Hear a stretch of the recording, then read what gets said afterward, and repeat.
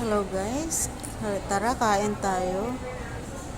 Nabutan ako ng gutom dahil sa aking pagbabayad ng aking mga bills. Kain muna tayo.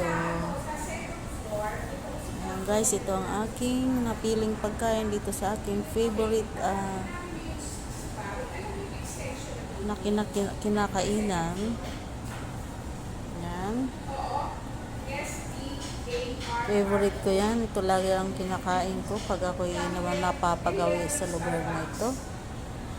Ayan guys. Kain tayo.